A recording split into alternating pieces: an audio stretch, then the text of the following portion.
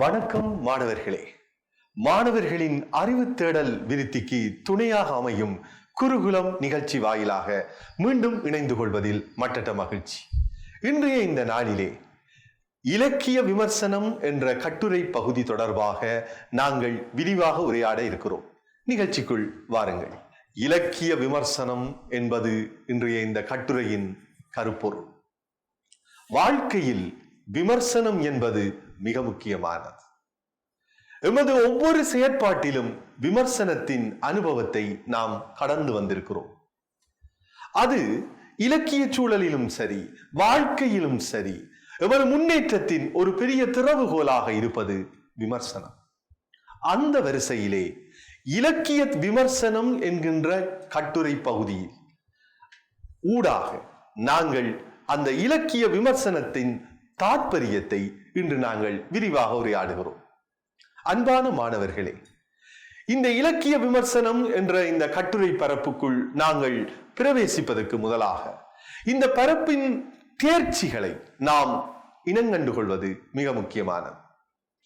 தேர்ச்சி 3.0 உரைநடை இலக்கியங்களை கற்று அவை கூறும் விடயங்களையும் தம் கருத்துக்களையும் செம்மையான மொழிநடையில் முன்வைப்பார். தேர்ச்சி மட்டம் உயிர் துடிப்புள்ள கட்டுருவாக்க செயற்றுடைய வாசகராக செயற்படுவார். இந்த கட்டுரையினூடாக நாங்கள் அடைய இருக்கின்ற கற்றற்பேறுகளை பற்றி இப்போது பார்ப்போம். இலக்கிய விமர்சனம் என்றால் என்ன என்று வரவிலக்கணப்படுத்துவார். இலக்கிய விமர்சன வகைகளையும் அவை தொடர்பான கருத்துக்களையும் சுருக்கமாக கூறுவார். அடுத்து இலக்கிய விமர்சனத்தால் ஏற்படக்கூடிய நன்மைகளை மாணவர்கள் நீங்கள் அறிந்து கொள்வீர்கள். இலக்கிய விமர்சனம் தொடர்பாக கூறப்படுகின்ற கருத்துக்களை பட்டியல்படுத்துவீர்கள். கட்டுரையில் தனது கருத்துக்களை வலியுறுத்த கட்டுரை ஆசிரியர் கையாளுகின்ற உத்திகளை எடுத்து கூறுதல். கட்டுரை ஆசிரியரின் மொழிநடை பற்றி கருத்துரைப்பார். நல்லது மாணவர்களே, இவை இந்த கட்டுரையிலே நாங்கள் பிரதானமாக இனங்காண வேண்டிய விடய பரப்புகள். இப்போது நாங்கள் இந்த கட்டுரையினுடைய உட்பகுதிக்குள் செல்வதற்கு முதல் கட்டுரை ஆசிரியர் பற்றி ஒரு விரிவான விளக்க குறிப்பை பார்ப்பது மிக மிக பொருத்தம் என்று நாங்கள் நினைக்கிறோம்.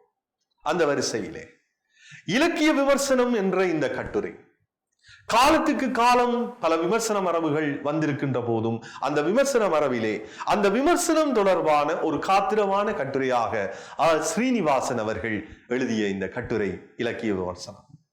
இந்தியாவின் தஞ்சை மாவட்டத்தில் பிறந்தவர் சீனிவாசராகவன். தமிழ், ஆங்கிலம் ஆகியவற்றில் தேர்ச்சி மிக்க ஒரு ஆளுமையாக விழுந்திருக்கிறார். 1905 10ஆம் மாதம் 23ஆம் திகதி பிறந்து 1975ஆம் ஆண்டு ஜனவரி மாதம் 5ஆம் திகதி இந்த மண்ணுலகை விட்டு மறைந்தவர் சீனிவாசராகவன். அவருடைய ஆளுமை பக்கங்களை நாங்கள் புரிந்து கொள்வது என்பது இந்த கட்டுரை நோக்கிய வாசிப்புக்கு மிக முக்கியமானது. ஒரு விரிவுரையாளராக, துறை தலைவராக, பேராசிரியராக, ஒரு பல் தளம் மிக்க ஒரு ஆளுமையாக நாங்கள் சீனிவாசராகவனை தரிசிக்க முடிகிறது. தன்னுடைய கல்வி காலத்தின் தொடக்கத்தில் இருந்து ஒரு தெளிவான பாதையிலே செதுக்கி மொழி சார்ந்து, அதில் தாய்மொழி சார்ந்து, ஆங்கில மொழி சார்ந்து ஒரு நீடித்த நிலைபெறான இலக்கிய படைப்புகளை பிரசவித்த படைத்த ஒரு ஆளுமை சீனிவாசராகவன். அவருடைய வளர்ச்சியிலே, அவருடைய இலக்கிய பயணத்திலே நாங்கள் சொல்ல வேண்டிய சில குறிப்புகள் மிக முக்கியமானவை. ஒன்று, அவர் ஒரு பத்திரிகை ஆசிரியராக இருந்திருக்கிறார். மாத இதழின் ஆசிரியராக இருந்திருக்கிறார். சிந்தனை என்பது அந்த இதழின் பெயர். 2 வருடங்கள் 47 தொடங்கி 49 வரை அந்த இதழின் பயணம் தொடர்ந்திருக்கிறது. அந்த இதழிலே அந்த காலத்திலே மிகப்பெரிய ஆளுமைகளாக இருந்த பலர் அந்த இதழில் தனது பதிவுகளை, ஆக்கங்களை பகிர்ந்திருக்கிறார்கள். அவர் தமிழில் ஒரு அடையாளம் மிகுந்த மனிதராக இருந்திருக்கிறார். ஒரு நிலை என்றால் சமதையாக ஆங்கில பத்திரிகையின் உதவி ஆசிரியராகவும் இருந்திருக்கிறார். திரிவேணி என்பது அந்த ஆங்கில இதழினுடைய பெயர். அந்த வகையிலே ஒரு பத்திரிகையினதும் அதே நேரத்திலே அவருடைய இன்னொரு பக்கம் நாங்கள் பார்க்க வேண்டியது படைப்பிலக்கியத்தினதும் பங்களிப்பு சார்ந்தது. நாடகங்கள், கவிதைகள், திறனாய்வு கட்டுரைகள், மொழிபெயர்ப்புகள் என்று ஒரு பல முனைகளிலே தனது படைப்பாளுமையை விரித்து வளர்த்தவர் சீனிவாசராக. ஒரு துறை சார்ந்த ஒரு பேராசிரியராக நிலைப்படுத்தி தன்னுடைய பணியை தொழிற்களத்தில் இருந்த அந்த மனிதர் படைப்பாளுமை மிக்க மனிதராகவும் இருந்திருக்கிறார். நாடகங்கள், அவருடைய நாடகங்கள் தனித்துவமானவை, மொழிபெயர்ப்புகள் மிக மிக பெருமதியானவை. இந்த மொழிபெயர்ப்பு என்பது இரு நிலைகளிலே நடந்த மொழிபெயர்ப்புகள். இதை கடந்து நாம் அவர் மீது பெருமை கொள்ள வேண்டிய இன்னொரு பெரிய அம்சம் என்னவென்றால், அவர் மிகச்சிறந்த சொற்பொழிவாளராக இருந்திருக்கிறார்.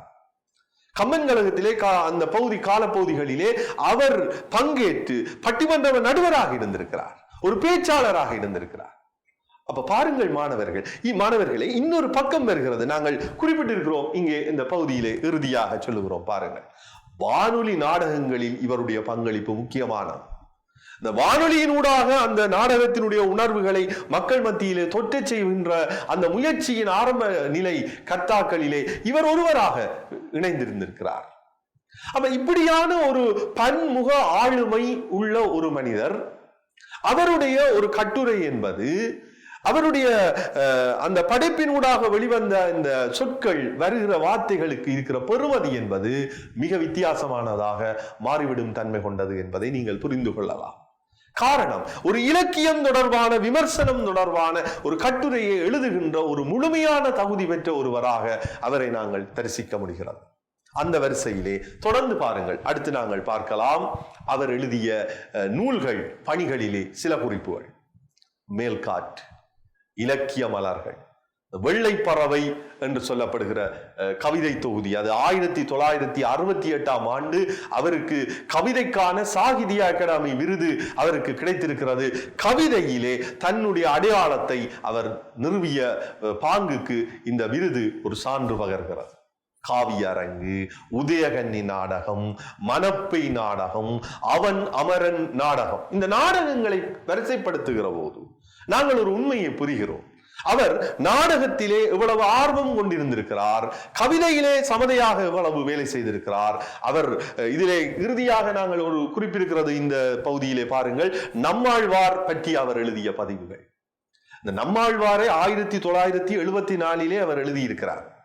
அப்போது அவர் சொன்ன ஒரு குறிப்பு சொல்லுவார்கள், இந்த நம்மாழ்வாரை பெருமைக்குரியவரை பற்றி எழுதிய பிறகு நான் வேறு ஒன்றையும் என்னுடைய கை இனி எழுதாது என்றது போன்ற ஒரு பதிவை அவர் சொன்னதாக. அதுபோலவே அந்த மனிதர் 1975 இந்த உலகை விட்டு மறைந்து விட்டார்.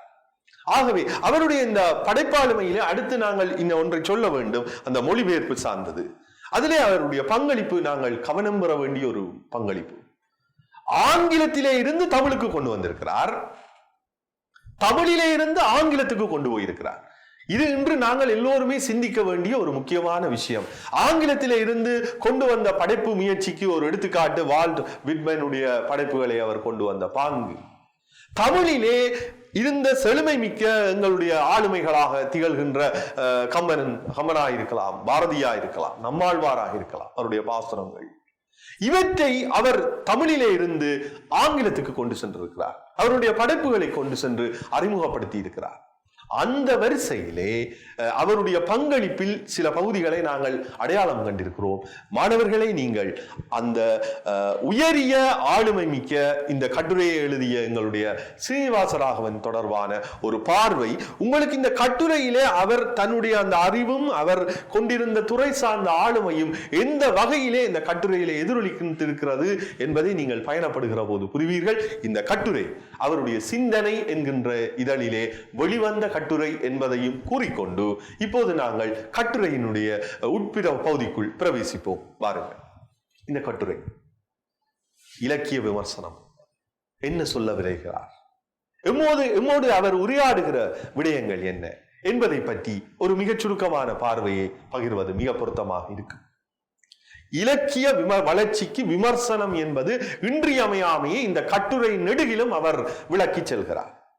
விமர்சனம் என்பது பொதுவாக நீங்கள் புரிந்து கொள்வது, ஒரு படைப்பை நாங்கள் பார்க்கிறோம், வாசிக்கிறோம், அதன் மூலம் நாம் ஒரு அனுபவத்தை பெறுகிறோம். பெற்றுக்கொண்ட அந்த அனுபவம் தொடர்பான எமது பார்வையை நாம் முன்வைக்கின்ற போது ஒரு விமர்சகனாக ஒரு படைப்பை உள்வாங்கி வாசித்து அதனுடைய உணர்வை அவர் பதிவு செய்கின்ற போது, அந்த விமர்சகன் பதிவு செய்கின்ற போது, அது அந்த படைப்பின் வளர்ச்சிக்கு அடுத்த கட்டம் நோக்கிய முன்னேற்றத்துக்கு பெரிதும் துணை செய்வதாக இருக்கும். இதை மையமாக அவர் கொண்டிருக்கிறார். கட்டுரையிலே அவருடைய நோக்கம் அதிலே பிரதானமாக இருக்கிறது. இதிலே அவர் இன்னொரு தளத்தையும் சொல்லுகிறார். அதை விமர்சனமாக அவர் சொல்லுகிற பாங்கிலே எவ்வாறு தமிழ் விமர்சன வரலாறு வளர்ந்து வந்திருக்கிறது, தமிழினுடைய இலக்கிய வளர்ச்சியிலே இந்த விமர்சனம் என்னென்ன கட்டங்களிலே மாற்றம் கண்டு வந்திருக்கின்றது, அது எவ்வளவு தூரத்துக்கு விமர்சனமாக அது நகர்ந்து வந்திருக்கிறது, அதிலே என்ன தகுதிப்பாடுகள் இருந்தன, அதிலே என்ன குறைபாடுகள் இருந்தன என்பவற்றை அவர் தெளிவாக மிக இலகுவாக எங்களுக்கு முன்வைத்திருக்கிறார். இப்போது பாருங்கள், அதிலே ஒரு குறிப்பு சொல்லுகிறோம். தமிழ் இலக்கிய விமர்சன முறையின் அம்சங்கள், போதாமைகள், பொருத்தமான விமர்சன வழிமுறைகள், இவற்றை அவர் முன்வைத்து செல்லுகிற பாகம். அடுத்தது, இலக்கியத்தின் பெருமையையும் உணர்வதற்கும் அதை அனுபவிப்பதற்கும் விமர்சனம் வழிகாட்ட வேண்டும் என்ற வகையிலே அவருடைய நோக்கம் விமர்சனம் செம்மையாக இருக்க வேண்டும் என்ற நோக்கத்தோடு அவர் இந்த கட்டுரையை எங்களோடு பகிர்ந்திருக்கிறார் என்ற வகையிலே நாங்கள் இந்த கட்டுரையினுடைய உரையாடல் தளத்துக்குள்ளே நேரடியாக இனி பயணம் செய்யலாம். பாருங்கள் மாணவர்களே, இந்த கட்டுரை எப்படி திறந்து எங்களை அழைக்கிறது. ஒரு கட்டுரையை வாசிக்கிற ஒரு வாசகன் அந்த கட்டுரைக்குள்ளே பிரவேசிக்கின்ற போது அவரை அப்படியே கையை பிடித்து அழைத்து செல்லுகிறது ஒரு கட்டுரை ஆசிரியனுடைய தனித்துவமான அம்சம். எப்போதுமே முதல் தொடக்க புள்ளி என்பது வாசகனை அவர் அரவணைப்பதாக, ஈர்ப்பதாக, அவனை அப்படியே அந்த விடயம் நோக்கி இழுத்து கைபிடித்து செல்வதாக இருப்பது என்பது மிக முக்கியம். கச்சிதமான ஒரு கட்டுரை ஆசிரியன் கையாளுகிற உத்தி அது. அந்த உத்தியை இங்கு நாம் நக்கீரனுடைய அந்த விமர்சனம் தொடர்பாக இவர் முன்வைத்து தொடங்குகின்ற கருத்துகளிலே இருந்து நாங்கள் கண்டறிய முடிகிறது. உங்களுக்கு தெரியும் யார் அந்த நக்கீரன்? சங்க காலத்திலே நாங்கள் பேசிய அந்த சங்க அவையிலே நிகழ்ந்த ஒரு உரையாடலாக சொல்லப்படுகிற, இன்று குறுந்தொகையிலே இடம்பெற்றிருக்கின்ற ஒரு பாடலை மையப்படுத்திய உரையாடல் பரப்பு. அந்த உரையாடல் நக்கீரன் சிவபெருமான் எழுதிய பாடலிலே குறை கண்டான். எது குறை கண்டான் என்று நாங்கள் சிந்திக்கின்ற போது அந்த குறை எப்படிப்பட்ட குறை என்று சொல்லி சொன்னால், அந்த குறை பொருட்குற்றம் என்பது. இப்போது அது என்ன என்று உங்களுக்கு தோணும். நாங்கள் இப்போது அந்த பாடலை தரிசனப்படுத்தி கொண்டு தொடர்ந்து பயணிப்போம். பாருங்கள், அந்த பாடல் இதுதான். நக்கீரர் குறை கண்ட பாடல், சிவபெருமான் எழுதியதாக சொல்லப்படுகிற பாடல், தருமிக்காக எழுதிய அந்த பாடல். அந்த பாடலிலே நக்கீரர் என்ன சொல்லுகிறார் என்பதற்கு முதல் அந்த பாடலை ஒரு முறை நாங்கள் பார்த்துவிட்டு வருவது பொருத்தமானது. கொங்குதேர் வாழ்க்கை அம்சிறை தும்பி காமம் செப்பாது கண்டது மொழிமோ, பயிலியது கெளிய நட்பின் மயில் செறி எயிற் அறிவை கூந்தலின் நறியவும் உளவோ நீ அறியவும் பூவே என்று வருகிறது பாடல். என்ன ஒரு அழகான கற்பனை விரிவு இது! இதில் என்ன சங்கதி சொல்லப்படுகிறது என்று நாங்கள் அதுக்குள்ளே ஊறி திளைத்தால், ஒரு தலைவன் வண்டோடு பேசுகிறான். வண்டோடு பேசுகிற சமாச்சாரம் என்ன என்று நாங்கள் பார்த்தால், வண்டே, நீ எப்படிப்பட்ட வண்டு? கொங்குதேர் வாழ்க்கை அம்சிறை தும்பி. தும்பி என்றால் வண்டு, கொங்கு தேர் வாழ்க்கை. கொங்கு, நீ பூக்களிலே எல்லாம் மகரந்த தேன்களை நுகர்ந்து அதன் சுவை உணர்ந்து அறிந்து அதிலே தேர்ச்சி உள்ள வண்டு நீ. அதை அத்தகைய சிறப்பு மிக்க அந்த வண்டே, அதை வாழ்க்கையாக கொண்ட வண்டே, கொங்குதேர் வாழ்க்கை அஞ்சிறை தும்பி, அழகான சிறகுகளை, மெல்லிய சிறகுகளை உடைய தும்பியே, காமம் செப்பாது கண்டது மொழிமோ. இது எனக்காக என்று எந்த பக்கம் சார்ந்தும் இல்லாமல் நீ உள்ளதை உள்ளவாறு நீ சொல்லுவாயா? என்ன கேட்கிறார் அப்படி? அதுதான் பயிலியது கிளிய நட்பின் பழகி தொண்டு தொட்டு வருகின்ற அந்த தொடர்ந்த நட்பு தலைவியோடு நான் கொண்ட நட்பு. அதை எப்படி அவர் சொல்லுகிறார்? மயிலியல் செறியையிற் அறிவை கூந்தல். மயிலியல் மயில் போன்ற சாயலை, செறியையில் செறிவான பற்களும், செறியையிற் அறிவை பற்களையும் கொண்ட அறிவை பெண் அந்த தலைவி அவளுடைய கூந்தலின் வாசத்தை விடவும் நீ உயர்ந்த வாசம் கொண்ட பூக்கள் ஏதாவது கண்டிருக்கிறாயா என்று கேட்கிறது இந்த பாடல்.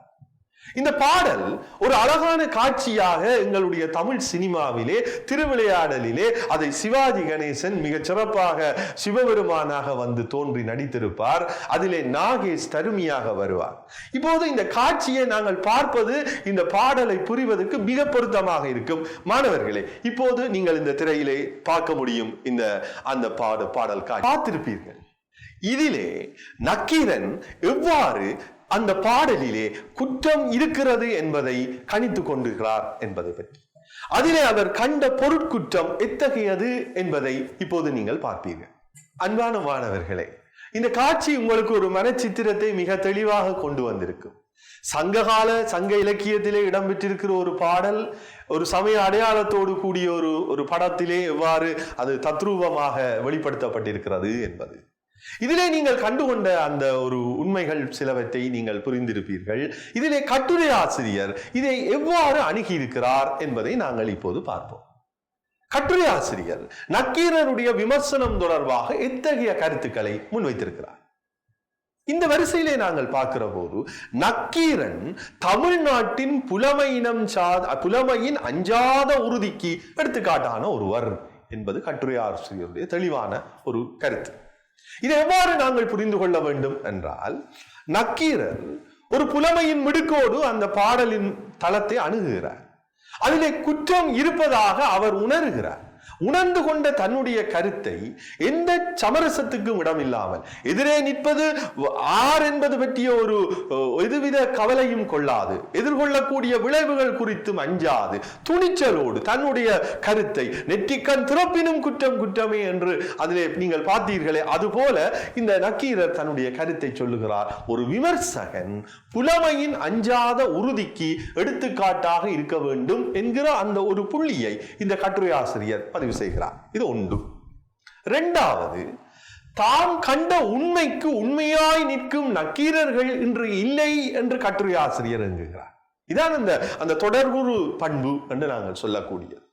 தன்னுடைய கருத்து இதுதான் என்பதை உறுதிபட சொல்லி அதிலே உறுதியாக நிற்கக்கூடிய உரமுள்ள விமர்சகர்கள் இல்லை என்று எங்குகிறார். அதான் உண்மையும் தீரமும் மிக்க விமர்சனம் இன்று இல்லை. அத்தகைய விமர்சனம் முன்வைக்கக்கூடிய ஒருவராக கட்டுரை ஆசிரியர் நக்கீரரை இனங்காட்டுகிறார். இது முதலாவது. 3 விஷயம். அடுத்த ஒரு காரியம், ஒரு காலகட்டத்தில் நக்கீர விமர்சன முறை என்பது சரியானது என்று உணரப்பட்டுள்ளது என்ற ஒரு கருத்தை கட்டுரை ஆசிரியர் பதிவு செய்கிறார். இது அடுத்தது. இப்போ இன்னொரு தளம் நோக்கி உரையாடல் திறந்து பரவுகிறது. முதலாவது, நக்கீர விமர்சனம் என்ற பரப்பிலே கட்டுரை ஆசிரியர் ஏற்றுக்கொள்ளக்கூடிய கருத்துக்களாக எவற்றை முன்வைத்திருக்கிறார் என்பது ஒரு பகுதி. அதிலே ஒன்று, புலமையின் அஞ்சாத உறுதிக்கு நக்கீரன் எடுத்துக்காட்டானவன், தீரத்தோடும் உண்மையோடும் விமர்சனத்தை முன்வைப்பது முக்கியம் என்பது. இன்றைய காலத்திலே தன்னுடைய தான் கண்ட உண்மைக்கு உண்மையாக நிற்கக்கூடிய நக்கீரர்கள் இல்லை என்ற அளவிலே நக்கீரர் கவனிப்புக்குரியவர் என்பது கட்டுரை ஆசிரியரின் நிலைப்பாடு. ஆனால் இந்த நக்கீர விமர்சன முறை, அந்த முன்வைத்த கருத்து போக்கு முழுமையாக ஏற்புடையதா என்ற ஒரு கேள்வியை நோக்கி நகர்ந்தால் கட்டுரை ஆசிரியர் அதுக்கு ஒரு தெளிந்த பதிலை முன்வைக்கிறார். அந்த விமர்சனம் என்பது சரியானது அல்ல. கட்டுரை ஆசிரியர் சொல்லுகிற மிக தெளிவான அந்த செய்தியை நீங்கள் பார்த்துக் கொள்ள வேண்டும். நக்கீரன் முன்வைத்திருக்கக்கூடிய அந்த விமர்சனம் என்பது சரியானது அன்று என்பதை கட்டுரை ஆசிரியர் தெளிவுபட உறுதிபட சொல்லிவிடுகிறார். ஏனென்றால் அதிலே இருக்கிற என்ன குறைபாடு என்பதை குறித்து நாங்கள் இப்போது உரையாடிக்கொள்வோம். மீண்டும் அந்த பாடலை ஒரு முறை பாருங்கள். பாடலிலே சொல்லுகிற அந்த செய்தி எங்களுக்கு எந்த கருத்தை தருகிறது?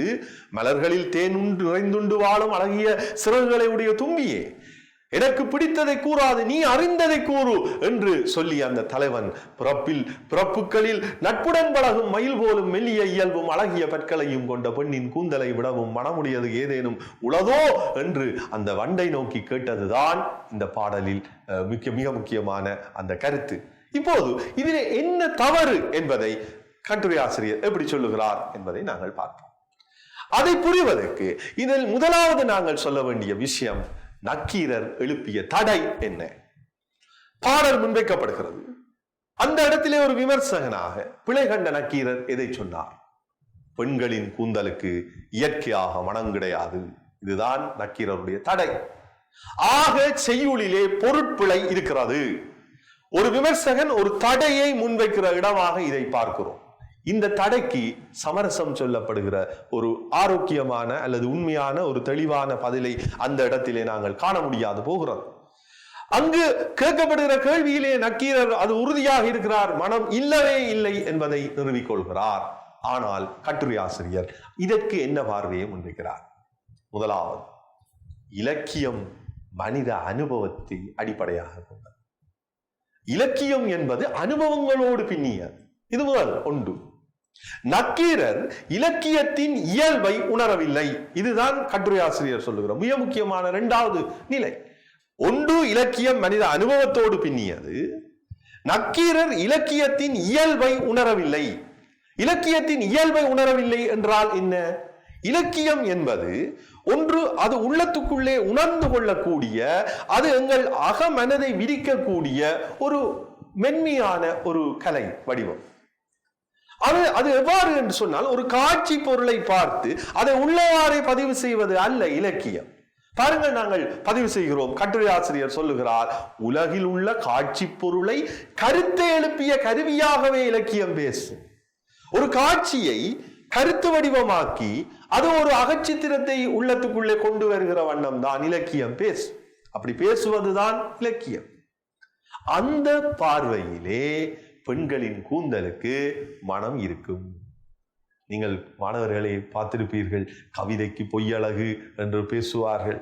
அப்படி கவிதை சொல்லுகிற போது கவிதை பல பொய்களையும் சொல்லும், கற்பனைகளை சொல்லும், எங்களுக்கு இயல்பிலே இல்லாத உலகங்களை காட்டும், புதிய தரிசனங்களை நோக்கி நகர்த்தும். அப்படியெல்லாம் ஒரு சிறகு விரிக்கும் இயல்பு கவிதைக்கு சாத்தியமாகும். கவிதையிலே அது சாத்தியமாகும். அந்த பயணத்தோடு தான் நாம் இலக்கியத்தை நுகர வேண்டும். ஆகவே மிக தெளிவாக ஒரு உண்மையை விளங்கிக் கொள்கிறோம். நக்கீரர் முன்வைத்த விமர்சனம் தொடர்பாக கட்டுரை ஆசிரியர் முதலில் ஆரம்பத்திலே முன்வைத்த ஒரு கருத்துகள் என்னன்னு சொன்னால், நக்கீரருடைய ஒரு பகுதி பார்வை இன்றைக்கு தேவை. ஆனால் நக்கீர விமர்சனம் என்பது இன்று இலக்கிய அனுபவம் சார்ந்து ஏற்புடையது அல்ல. அதுக்கு நாங்கள் சொல்லுகிறோம் காரணம் உண்டு. இலக்கியம் என்பது மனித அனுபவத்தை அடிப்படையாக கொண்டது. நக்கீரர் இலக்கியத்தின் இயல்பை உணர தவறி இருக்கிறார். காட்சி பொருளை கருத்துக்கு பொருளாக கருத்தை எழுப்பிய கருவியாகத்தான் இலக்கியம் பேசும். அந்த இடத்திலே இந்த பாடல், குறுந்தொகை பாடல், பெண்களின் கூந்தலுக்கு மனம் இருக்கிறது என்று சொல்வது பொருத்தமானதே என்பது வாதம். இதை நிறுவுவதற்கு ஒரு அழகான இன்னொரு உரை சித்திரத்தை கொண்டு வந்து காட்டுவார். ஒரு உரையை பேசுவார். இலக்கியம் அனுபவ வெளிப்பாட்டை விளக்க கம்பரனுடைய ஒரு சித்திரம் இங்கு பதிவார். கம்பர் சொல்லுவார், தண்டலை மயிர்களாட தாமரை விளக்கம் தாங்க, கொண்டல்கள் முழவினங்க, குவளை கண் விழித்து நோக்க, அப்படியே அந்த மருதம் அரசியாக வீற்றிருக்கிறாள் என்கிற ஒரு பாடல் கம்பர் ராமாயணத்திலே வரும். அந்த பாடலை பாடலாக தராமல் ஒரு உரையாக அப்படியே கட்டுரை ஆசிரியர் தொட்டு எழுதிவிட்டு போவார்.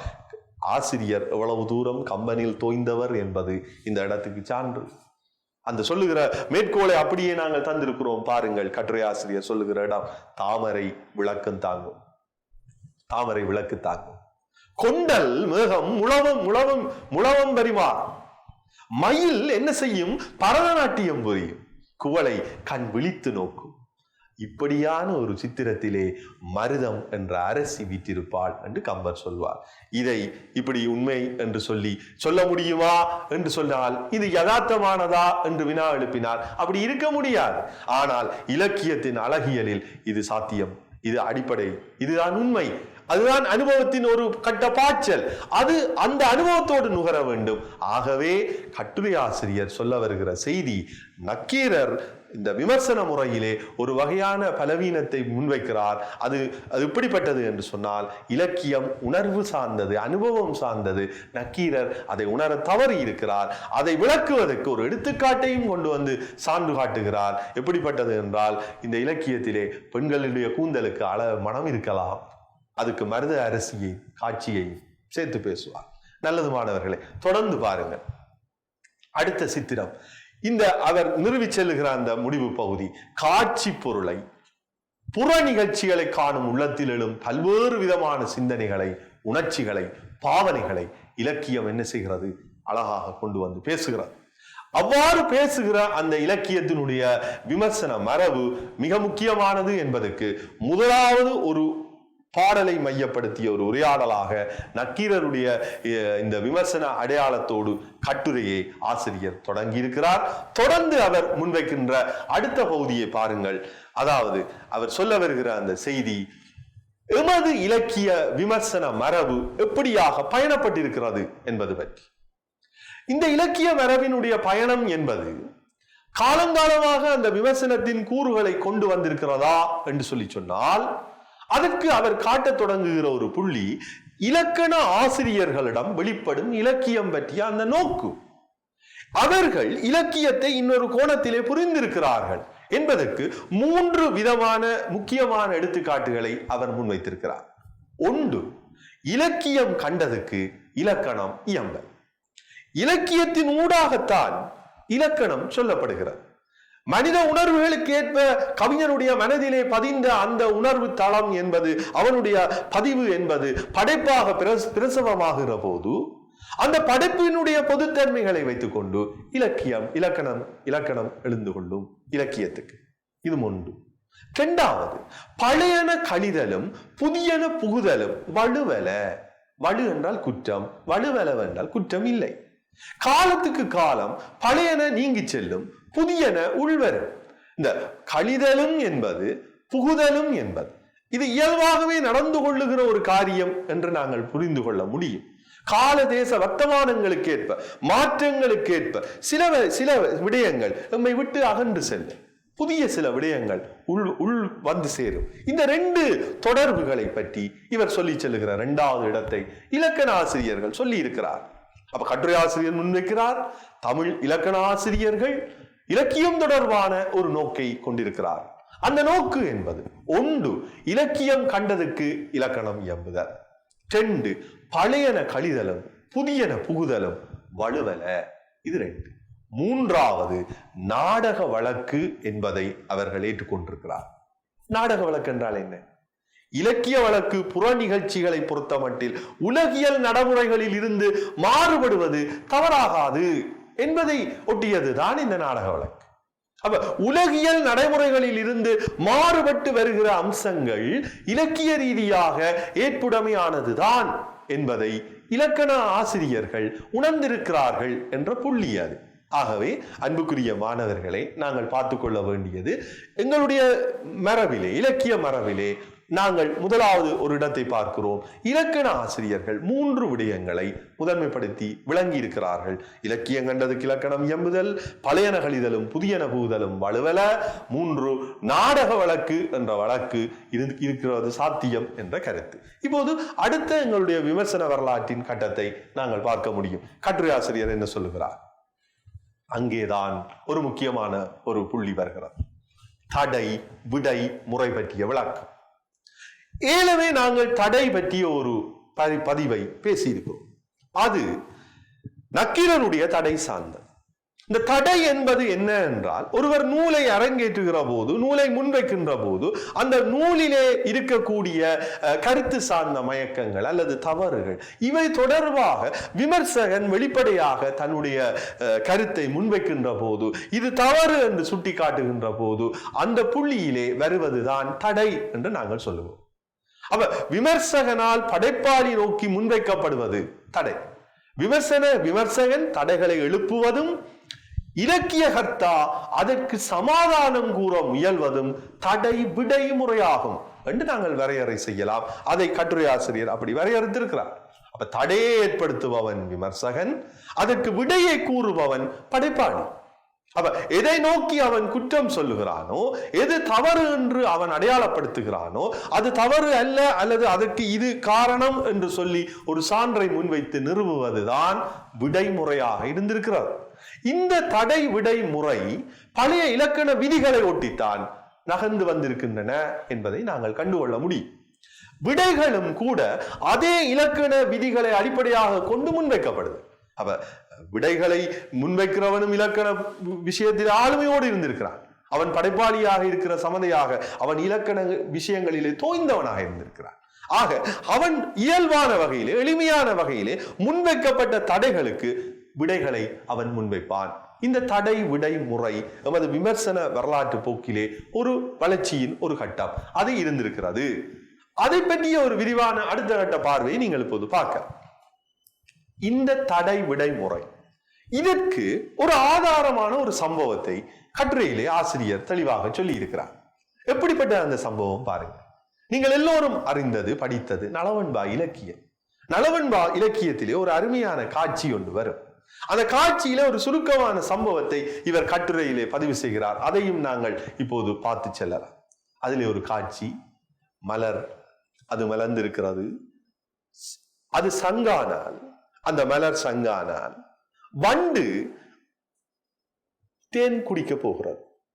அப்ப மலர் சங்கோடு தொடர்பு படுத்தப்படுகிறது என்றால் வண்டு தேன் குடிக்க போகிறது. ஊதுவது சங்கினுடைய வாயிலில் வைத்து. அப்ப இங்கே காம்பிலே அல்லவா போய் அது அந்த புள்ளியிலே வாய் வைக்க வேண்டும், வண்டு போய் தேன் குடிக்க முயலும். ஆக இது எந்த வகையிலே பொருத்தமான ஒரு யதார்த்தம் பிழையாக இருக்கிறதை கருத்து. மலர் சங்கானால் வண்டானது அதன் காம்பில் அல்லவா ஊத வேண்டும், எப்படி அது சாத்தியம் என்று ஒரு தடையை புகழேந்தி சந்திக்கிறார். இப்படி ஒரு தடை வருகிற போது இதற்கு என்ன மாதிரியான விடை வருகிறது என்பதுதான் அந்த விடை பற்றிய விளக்கம். இப்ப விடை எப்படி சுவாரஸ்யம் வருகிறது பாருங்க. வண்டு கள்ள குடிச்சு மயங்கிட்டுது. கள்ள குடிச்சு மயங்கின வண்டுக்கு தலை எது கால் எது என்று வித்தியாசம் தெரியல. அது குடிக்க வேண்டிய இடத்துல குடிக்காமல் காம்பு பக்கம் போய் குடிக்க வலிக்கிடுகிறது. ஆக இது இலக்கியத்திலே சாத்தியம் என்று விடை வருகிறது. இப்ப தடைக்கு எதிரான ஒரு விடை. இந்த தடை விடை முறை இலக்கிய போக்கிலே காலத்துக்கு காலம் இருந்து வந்திருக்கிறது என்பதற்கு ஒரு சான்றாக இதை கட்டுரை ஆசிரியர் எடுத்து காட்டியிருக்கிறார். அப்ப நல்லது மாணவர்களை, நீங்கள் புரிந்து கொள்ள வேண்டியது தடை விடை முறை என்றால் என்ன, தடை விடை முறை பற்றி இதிலே கட்டுரை ஆசிரியர் எதை சான்று கூறுகிறார், அதன் மூலம் நீங்கள் எதை புரிந்து கொண்டீர்கள் என்பது மிக முக்கியமான பதிவு. இப்போது நாங்கள் அடுத்த ஒரு கட்டத்துக்குள்ளே பிரவேசிக்கிறோம். முதல் நாங்கள் பார்த்தது இந்த தடை விடை பற்றியது. இனி பழைய இலக்கண விதிகள் பற்றி ஆசிரியர் என்ன வகையான கருத்துக்களை கொண்டிருக்கிறார், முன்வைக்கிறார் என்பது தொடர்பான இந்த இலக்கண விதிகளின் பற்றிய அந்த விஷயத்திலே முதலாவது அவர் ஒன்றை தெளிவாக சொல்லுகிறார். பண்டைய இலக்கண விதிகள் இலக்கியத்தின் கருவியான மொழியை பற்றியவை என்பது அவருடைய விஷயம். முன்வைக்கப்பட்டிருக்கின்ற இந்த இலக்கியம் சார்ந்து முன்வைக்கப்பட்டிருக்கின்ற இந்த விதிகள், இலக்கண விதிகள் இலக்கியத்தின் கருவியான மொழியை பற்றியவை என்பது ஒன்று. இரண்டாவது, இலக்கியம் பற்றிய நோக்கிலே இலக்கண விதிகளை பற்றி பின்பற்றுவது என்பது ஒரு வகையில் தவறாக. அப்ப இலக்கண விதிகளை நாம் பின்பற்றுவதற்கு வாய்ப்பு இருக்கிறது, அது ஒரு விஷயம். இலக்கண விதிகளை பயன்படுத்துதல் என்பது பழைய இலக்கிய மரபிலே இருந்து வந்திருக்கின்றது என்ற யதார்த்தத்தை அவர் எடுத்து சொல்லுகிறார். இது அடுத்த கட்டம். அப்ப இலக்கிய விதிகளை, இலக்கணத்துக்கான விதிகளை கொண்டு வந்து பயன்படுத்துகிற மரபு இலக்கிய மரபிலே இருந்து வந்திருக்கிறது என்பது ஒன்று. ஆனால் இதில் அவர் சுட்டிக்காட்டுகிற முக்கியமான ஒரு விஷயம் பாருங்கள்.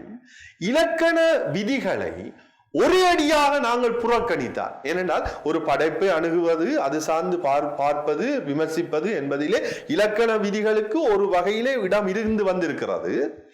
அந்த விதிகள் உண்மையான இலக்கிய அனுபவத்தை தருவதிலே இடர்பாடை தருகின்றன என்று கருதி நாம் முழுமையாக அந்த இலக்கண விதிகளை தூக்கிவிட்டால் அது ஆபத்தாகிவிடும் என்ற வகையில் மொழியை பயன்படுத்துவது அது சிரமமாகிவிடும், மொழியின் அழுத்தமும் தெளிவும் மறைந்துவிடும். ஆகவே இலக்கண விதிகளை முற்றாக நிராகரிக்க முடியாது என்ற கருத்தை அவர் முன்வைக்கிறார். அப்ப இதிலே நாங்கள் பகுதியிலே தெரிந்து கொள்ள வேண்டிய விஷயம், பழைய இலக்கண விதிகள் பற்றி ஆசிரியர் சொல்லி செல்லுகிற கருத்துகள் தொடர்பானவை. அதுல ஒன்று இலக்கியத்தின் கருவியான மொழியை பற்றியவை. இலக்கியம் பற்றிய இலக்கண விதிகளை பின்பற்றுவது தவறா ஆகாது என்ற ஒரு கருத்து இலக்கிய மரபிலே இந்த விதி பயன்படுத்துதல் இருந்து வந்திருக்கிறது. ஆனால் இந்த விதிகள் சற்று இடர்பாடானவை என்று கருதி அவற்றை நீக்க முயன்றால், அப்படி முழுமையாக அது எடுக்க முயன்றால் அது மொழியின் அழுத்தத்தையும் தெளிவையும் இனங்காணுவதற்கு தடையாகும், அது மறைந்துவிடும் என்ற கருத்தை அவர் சொல்ல முனைகிறார். அதை நீங்கள் கவனம் கொள்ளுங்கள். அடுத்து, இந்த பண்டைய இலக்கண விதிகள் எந்த வகையிலே போதாமல் இருக்கின்றன என்ற உண்மையையும் ஆசிரியர் எங்களோடு மிக தெளிவாக உரையாடுகிறார். அதிலே ஒரு குறிப்பு, முதலாவது குறிப்பு பாருங்கள். இந்த விதிகளின் போதாமைகள் ஏன் அவை இடர்பாடை தருகின்றன? இலக்கிய பொருள்களின் தன்மையை மேல்நாட்டு அரிஸ்டோட்டில் காலத்தில் ஆராய்ந்தது போல் நாம் அந்த இலக்கண விதிகள் ஊடாக ஆராயவில்லை. அல்லது எங்களுடைய அந்த இலக்கியம் நோக்கிய இலக்கண ஆய்வுகள், அதை வரையறை செய்கின்ற ஆய்வுகள் முழுமையான ஒரு பரந்த ஆழமான ஒரு பார்வையை தந்திருக்கவில்லை என்பதை அவர் சொல்லி செல்லுகிற இடம் உண்டு. அதை வெறுமனே அவர் சொல்லி போகவில்லை, அதுக்கு ஒரு ஆதாரத்தை அவர் காட்டுகிறார். அந்த போதாமை எப்படிப்பட்டது என்பதை அவர் தன்னுடைய சான்றிலே நிறுவுகிறார். அதிலே அவர் எடுத்து காட்டுகிற இடம் பாருங்கள். நன்னூலில் நூலின் அழகு 10, குற்றம் 10, உத்திகள் 32 என்று விதிகள் நூல் பற்றி பேசப்படுகின்றன. அப்ப இவை எல்லாமே உண்டு, இந்த விதிகள் எல்லாம் சொல்லி இருக்கிறார்கள். இப்ப எடுத்துக்காட்டாக அவர் சிலதை முன்வைப்பார் பாருங்க. சுருங்க சொல்லல், விளங்க வைத்தல், நவின்றோர் கினிமை, இவை ஒரு நூலிலே இருக்கக்கூடிய அழகு என்று சொல்லப்படுவது. இதிலே பாருங்கள், சுருக்கமாக ஒன்றை சொல்லி செல்வது, அதை விளக்கமாக வாசகர்களுக்கு புரிய வைப்பது, நவின்றோருக்கு இனிமை தருவதாக அது இருப்பது, இது அழகு என்று சொன்னால், குற்றம் என்பதற்கு அவர் முன்வைக்கிற நன்னூலார் காட்டுகிற குற்றங்களிலே ஆசிரியர் 2 குற்றங்களை சொல்லுவார். குன்ற கூறல், குறைவாக கூறுதல், வகுத்து காட்டுதல், 2வது மிகைபட கூறுதல், உயர்வாக கூறுதல், இந்த 2 குற்றங்கள். அடுத்து இந்த உத்திகள் பற்றிய ஒரு வரிசையில் அவர் முன்வைக்கிறார். தொகுத்து கூறுதல், வகுத்து காட்டுதல், இது உத்தி. இந்த அம்சங்கள் கம்பராமாயணம் என்ற ஒரு பேரிலக்கியத்துக்கும் பொருத்தமாக இருக்கிறார். அதே நேரத்திலே ஒரு அறிவியல் நூலாக இருக்கக்கூடிய ஒரு தேரை வைத்தியத்துக்கும் பொருத்தமாக இருக்கிறது. எப்படி இது சரியாக வரும்? ஒரு அனுபவம் ஆழத்தை தருகிற, சிந்தனையை கிளறக்கூடிய ஒரு இலக்கிய படைப்பை வரையறை செய்வதற்கும், நேரே மருத்துவம் சார்ந்த ஒரு அறிவியல் சார்ந்த ஒரு நூலை அடையாளப்படுத்துவதற்கும் இந்த பொதுவாக சொல்லக்கூடிய அம்சங்கள் பொருந்துகின்றன என்று சொன்னால், விசேஷமாக ஒரு இலக்கிய அனுபவத்தை இனங்காட்டுவதற்கான இலக்கண நூல்களாக, வரையறைகளாக இவற்றை பார்க்க முடியவில்லையே, போதாமையாக அவை உள்ளனவே என்பதுதான் ஆசிரியர் முன்வைத்திருக்கின்ற இந்த கருத்து, முக்கியமான கருத்து. அப்ப உண்டு, மேல்நாட்டவர்கள் இலக்கியம் சொன்னது போல, வரையறை சொன்னது போல நாம் சொல்லவில்லை. 2வது, இலக்கியங்கள் தொடர்பாக, நூல்கள் தொடர்பாக எங்களிடம் வரையறைகள் உண்டு. ஆனால் அந்த வரையறைகள் ஒரு பொதுமையாக நூலுக்கு பொருந்துகிறதை ஒழிய, விசேஷமாக இலக்கியம் என்ற வரையறைக்குள்ளே பொருத்தி பார்க்கக்கூடிய இலக்கணங்களை நாங்கள் பார்ப்பது, கண்டடைவது கடினமாக இருக்கிறது என்பதற்கு நன்னூலில் இருந்து சான்றுகளை எடுத்து காட்டி சொல்லுகிற பாகங்களை நாங்கள் பார்த்துக் கொள்ளலாம். அடுத்து தொடர்ந்து பாருங்கள் அந்த விஷயத்தை. அடுத்து அவர் சொல்லுகிறது, ஒரு நூல் எப்போது இலக்கியமாகிறது என்ற ஆராய்ச்சியை நாங்கள் விரிவாக செய்யாமல் விட்டுவிட்டோம் என்பது ஆசிரியருடைய கருத்து. ஒரு படைப்பு, நாங்கள் எழுதுகிற ஒரு இலக்கியம், அது எந்த கணத்திலே, எந்த புள்ளியிலே, எந்த கட்டத்தை தாண்டி அது அந்த நூல் என்பதை இருந்து ஒரு இலக்கியமாக மாறுகிறது, அதை வரையறுக்க நாங்கள் தவறி இருக்கிறோம். அடுத்து அவர் சொல்லுகிற விஷயம், இந்த உலா, பரணி, பெருங்காப்பியம், பிள்ளைத்தமிழ் என்பனவற்றின் வெளிப்படையான அம்சங்களை வைத்துக்கொண்டு, உலா வந்திருக்கிறது, பரணி, பெருங்காப்பியம், பிள்ளைத்தமிழ், இவற்றையெல்லாம் வரையறை செய்கிற இலக்கண நூல்களை நீங்கள் சோழர் காலங்களிலே ஒட்டி படித்திருக்கிறீர்கள். தண்டி அலங்காரத்தை நீங்கள் பார்த்தால் காப்பிய இலக்கணங்களை பற்றி பேசியிருப்பீர்கள். அதுபோல எங்களுடைய இலக்கண மரபுகள் உண்டு. அப்ப இவ்வாறான வெளிப்படையான அம்சங்களை வைத்து இலக்கணம் வகுக்கப்பட்டிருக்கிறது. புதிய இலக்கியம் வருமாக இருந்தால் அதை நோக்கி ஒரு இலக்கணத்தை கொண்டு வருவது எங்களுக்கு போதாமல் இருக்கிறது, முடியாமல் இருக்கிறது. அது ஒரு பிரச்சனை. அப்ப இந்த அம்சங்கள் எவ்வளவும் நமக்கு தெரியப்படுத்துகிற சங்கதிகள் என்னவென்றால், பழைய இலக்கண விதிகளில் இருக்கின்ற போதாமை. நல்லது மாணவர்களே, இப்போது நாம் அடுத்த ஒரு கட்டத்துக்கு வருகிறோம். அதாவது சாற்று கவிகள் தொடர்பாக கட்டுரை ஆசிரியர் எதை சொல்லுகிறார்? இப்போது ஒரு கேள்வி வரும், இந்த சாற்று கவி என்றால் ஒரு வகையிலே ஒரு நூலை ஆக்குபவன், அந்த நூல் தொடர்பாக பலர் அந்த நூலுக்கு சாற்று கவிகள் எழுதுகிற மரபு எங்களிடம் உண்டு. அந்த நூலின் நயத்தை அல்லது நூலின் அனுபவத்தை அவர் சாற்று கவியிலே முன்வைக்கக்கூடியதாக இருக்கிறது. அப்படிப்பட்ட ஒரு சாற்று கவிகள் விமர்சன வரவின் ஒரு எல்லையாக கொள்ள முடியுமா என்ற ஒரு கேள்வியை அந்த கட்டுரையிலே அவரே எழுப்புகிறார். இதிலே பெரிய அந்த அழகு என்னென்றால், கட்டுரையை வாசித்து போகிற போது வாசகர்களோடு உரையாடியபடியே போகிறார். அதிலே வாசகர்களுக்கு ஒரு சந்தேகம் வருகிறது, அவர்கள் கேள்வி கேட்கிறார் என்றால் அதை கேள்வியாகவே பதிவு செய்கிறார். அந்த கேள்விக்கு அவரை உடனே விடை சொல்லுவார். இந்த கேள்வி கேட்டு விடை சொல்லுகிற முறையை வாசகர்களை கேட்பதாகவும் தானதுக்கு பதில் சொல்வதாகவுமாக இந்த கட்டுரையை கொண்டு செல்வது என்பது கட்டுரையின் ஒரு தெளிவு நோக்கிய நகர்வுக்கு முக்கியமாக இருக்கிறது. இப்போது சாற்று கவிகள் பற்றி பார்க்க. அப்ப சாற்று கவிகள் இலக்கிய விசாரணை செய்யாமலா சாற்று கவிகள் தோன்றின என்ற கருத்துக்கு எழுந்தால் அதுவும் பொருந்தாது என்று முடிவு சொல்லுகிறார். சாற்று கவிகள் நூலின் பெருமையை பொதுமையாக கூறுகின்றனவே அல்லாமல் அவற்றை ஒரு இலக்கிய விமர்சனமாக நாங்கள் ஏற்றுக்கொள்ள முடியாது. அது நூலின் பெருமையை பேசு, அந்த நூலின் சிறப்பு, அந்த ஆசிரியரின் சிறப்பு, அது தொடர்பான ஒரு சித்திரத்தை எங்களுக்கு பொதுமையாக காட்டுமே ஒழிய அது ஒரு விமர்சனமாக அமையாது என்று சொல்லுகிறார். அப்ப எங்களுடைய விமர்சன வரலாற்று படிமுறைகளிலே எப்படி எப்படி ஒவ்வொரு கட்டங்கள் நகர்ந்து வந்திருக்கின்றன, இந்த கட்டத்திலே சாற்று கவிகளில் இருக்கக்கூடிய அம்சங்களை நாங்கள் எப்படி பார்த்துக்கொள்ளலாம், இதை அவர் எப்படி நிறுவுகிறார் கட்டுரை ஆசிரியர் பாருங்க. சாற்று கவி என்ன, சாற்று கவி விமர்சன மரபுக்காக பொருந்தாது என்பது உள்ள என்ற செய்தி, அதை அவர் எப்படி எடுத்து காட்டுகிறார். அதுக்கு பாருங்கள் சான்று சொல்வார். அதுக்கு ஒரு உதாரணம், இது நம்மாழ்வார் பற்றிய ஒரு எடுத்துக்காட்டு. நாங்கள் ஏலவை சொல்லி இருந்தோம். 1974 நம்மாழ்வார் பற்றி கட்டுரை ஆசிரியர் ஒரு பெரிய இலக்கியத்தை அந்த ஒரு முயற்சியை செய்திருந்தார். நம்மாழ்வாருக்கு பிறகு நான் இந்த கையால் எதை எழுத மாட்டேன் என்று கூட சொன்னதாக ஒரு கருத்து உண்டு என்று கூட நான் இந்த வகுப்பின் தொடக்கத்திலே சொல்லி இருந்தேன். இப்போது எடுத்துக்காட்டு கூட கட்டுரை ஆசிரியர் நம்மாழ்வாரை தான் கொண்டு வருகிறார். நம்மாழ்வார் ஆழ்வார்கள் வரிசையிலே மிக முக்கியமானவர். அவர் 16 வருடம் அந்த நிஷ்டையில இருந்து அந்த ஞான உணர்வை பெற்று கடவுளோடு அந்த ஒரு பேரிலக்கியத்தை தன்னுடைய பயணத்தில் அவர் முன்வைத்திருக்கிறார் என்பதை எல்லாம் நீங்கள் ஆழ்வார்களுடைய வரலாற்றின் வரிசையிலே படித்திருப்பீர்கள், பல்லவர் காலத்திலே பேசியிருப்பீர்கள்.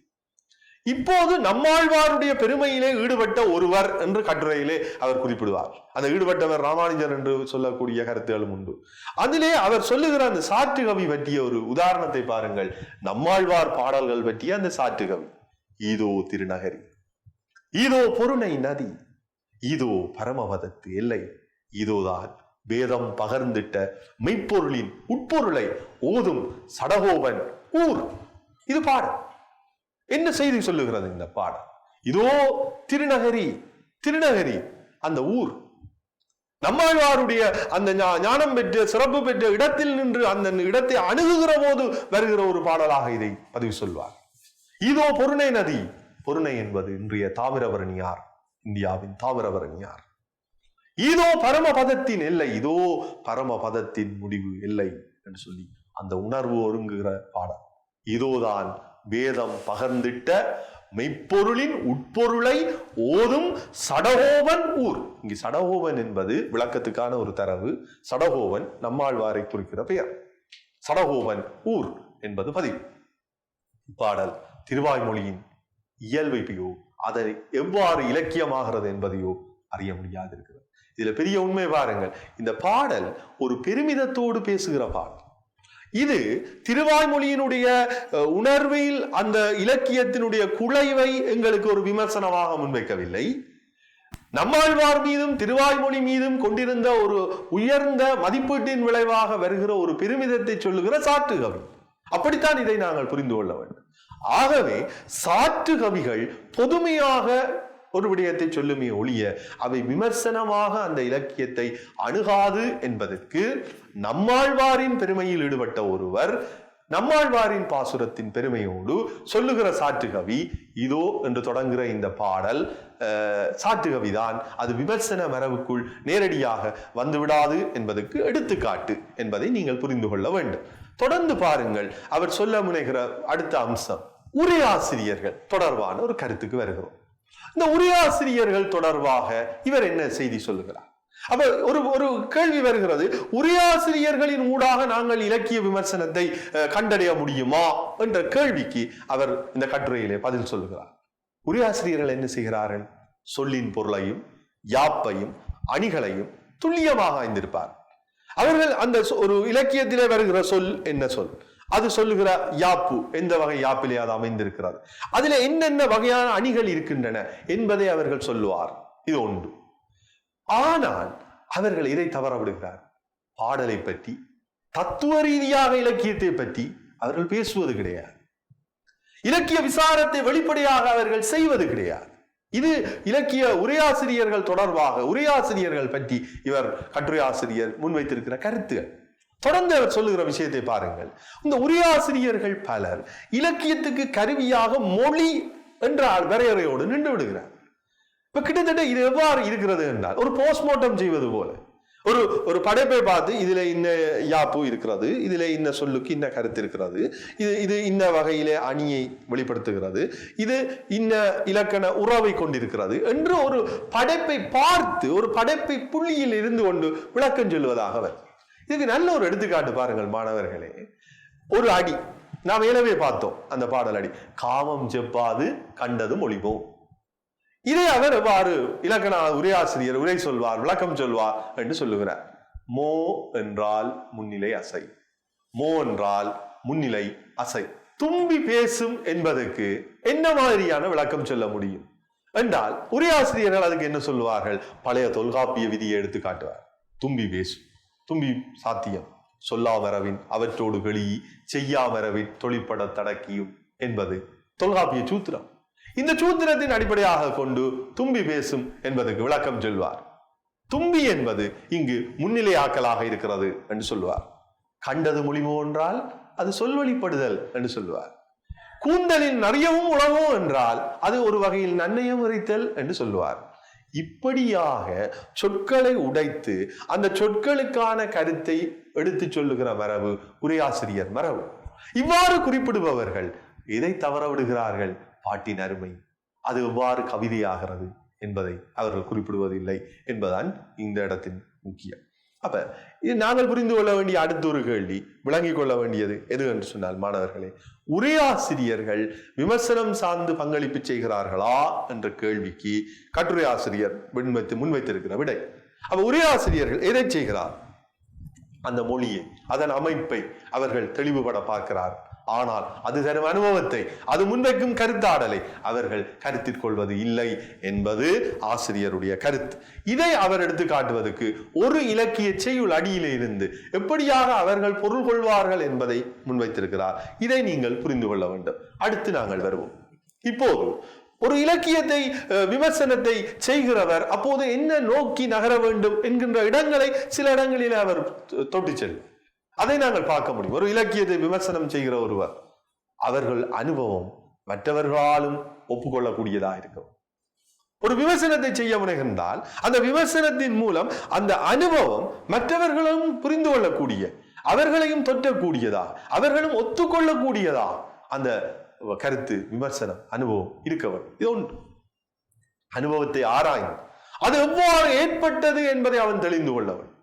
அப்ப விமர்சனத்தை செய்கிறவன் கவனிக்க வேண்டிய ஒரு புள்ளி அது. அனுபவத்தை ஆராய்ந்து அது எவ்வாறு ஏற்பட்டது என்பதை தனக்குள்ளே தெளிதல் என்பது. அந்த சகருதையன் உள்ளத்தில் இந்த அனுபவம் தான் ஏற்படும் என்பதை அவர்கள் இலக்கிய தத்துவ உணர்வோடு தருக்க ரீதியா, மிக முக்கியமானது, இலக்கிய தத்துவ உணர்வோடு தருக்க ரீதியாக மற்ற இலக்கியங்களோடு தாங்கள் விமர்சனம் செய்யும் இலக்கியத்தையும் ஒப்பிட்டு காட்டு. அப்ப தத்துவ உணர்வும் இருக்க வேண்டும், ஒப்பிட்டு காட்டலும் இருக்க வேண்டும் ஒரு இலக்கிய விமர்சனத்தை செய்பவன். அப்ப என்னென்ன விஷயங்களிலே முக்கியமாக தன்னுடைய கவனத்தை செலுத்த வேண்டும் என்பதை இங்கு அவர் சொல்லுகிற இடமாக நாங்கள் இதை பார்க்கலாம். ஒன்று, அந்த அனுபவம் மற்றவர்களையும் ஒத்துக்கொள்ளக்கூடிய அனுபவமாக இருக்க வேண்டும். அதை ஆராய்ந்து எவ்வாறு ஏற்பட்டது என்பதை தெளிவதாக இருக்க வேண்டும். அந்த உணர்வு இலக்கிய தத்துவ உணர்வோடு தருக்க ரீதியாக மற்ற இலக்கியங்களோடு தாங்கள் விமர்சனம் செய்யும் இலக்கியத்தை ஒப்பிட்டு காட்டி வெளிப்படுவதாக வருகிற போது அது முக்கியமான இலக்கிய விமர்சனமாக மாறும். அப்ப இந்த அம்சங்களை இலக்கிய விமர்சனம் செய்பவர் கட்டாயம் கவனிக்க வேண்டும் என்று ஆசிரியர் சொல்லி செல்கிறார். இதை நாங்கள் பார்க்க முடியும். விமர்சன வகைகள், கட்டுரை ஆசிரியர் சொல்லி இருக்கின்ற விமர்சன வகைகள் பற்றி இப்போது நாங்கள் கவனத்தை செலுத்துவோம். இங்கே முன்வைக்கப்பட்டிருக்கின்ற விமர்சன வகைகளிலே முதலாவது ஒன்று தத்துவ ரீதியான விமர்சனம். மாணவர்களே, தத்துவ ரீதியான விமர்சனம் என்றால் என்ன? மொழியின் மொழியின் பண்பை அடிப்படையாக கொண்டு மேற்கொள்ளப்படுகின்ற விமர்சனம் தான் தத்துவ ரீதியான விமர்சனம். அப்ப அந்த மொழியினுடைய அமைப்பு, அதன் தன்மை, அது முன்வைக்கும் அந்த உணர்வு, அதனோடு தொடர்பு பட்டு வரக்கூடிய ஒரு விமர்சன முறையாக தத்துவ ரீதியான விமர்சனம் என்பது கவனம் பெறுகிறது. இது ஒன்று. இரண்டாவது விமர்சன முறைக்குள் நாங்கள் பிரவேசிப்போம். இது சரித்திர ரீதியான இலக்கிய விமர்சனம். உங்களுக்கு தெரியும், சரித்திரம் என்றால் அது ஒரு வழி வழியாக வருவது, வரலாற்றின் தொடர்ச்சி என்று நீங்கள் சரித்திரத்துக்கு பொருள் கொள்வீர்கள். இலக்கியத்திலே அது எப்படி விமர்சனமாக எப்படி அது பொருள் கொள்ளப்படுகிறது? இலக்கியத்தை தொடர்ந்து வளர்ந்து வரும் ஒரு சீவன் என்றால் உயிரி என்று கருதி, அப்ப இலக்கியம் காலங்காலமாக வளர்ந்து வருகிறது என்று கருதி, ஒரு காலத்து இலக்கியத்துக்கும் இன்னொரு காலத்து இலக்கியத்துக்கும் உள்ள தொடர்பையும், எப்படி அந்த காலத்தில் புதிய வகைகள், புதிய முறைகள் தோன்றின என்பதையும் ஆராய்வதுதான் சரித்திர ரீதியான இலக்கிய விமர்சனம் ஆகும். அப்ப இலக்கியம் என்பது தொடர்ச்சியாக நிகழ்ந்து வருகிற ஒரு விடயம். தொடர்ச்சியாக நிகழ்ந்து வருகிற இந்த இலக்கிய விஷயத்திலே அதை அந்த இலக்கிய போக்கிலே ஒரு இலக்கியம் இன்னொரு காலத்து இலக்கியத்துக்கும் உள்ள தொடர்பு எப்படி அந்தந்த காலத்தில் புதிய வகைகள், புதிய முறைகள் தோன்றின என்பதை குறித்து ஆராய்வதுதான் சரித்திர ரீதியான இலக்கிய விமர்சனம். அப்ப இலக்கிய விமர்சனங்கள் வரிசையிலே இப்போது நாங்கள் முதல் 2 சொல்லி இருக்கிறோம். தத்துவ ரீதியான விமர்சனம், இரண்டாவது சரித்திர ரீதியான இலக்கிய விமர்சனம். நல்லது மாணவர்களே, இதுவரை நேரமும் இலக்கிய விமர்சனம் தொடர்பான கட்டுரையில் கட்டுரை ஆசிரியர் எதை முன்வைத்து செல்லிருக்கிறார் என்ற ஒரு பயணத்தின் ஒரு முதற் பகுதியை நாங்கள் பார்த்திருக்கிறோம். அதன் நிறைவு பகுதியை அடுத்த வகுப்பிலே சந்திப்போம். சந்திக்கும் வரை விடைபெறுகிறோம். நன்றி, வணக்கம்.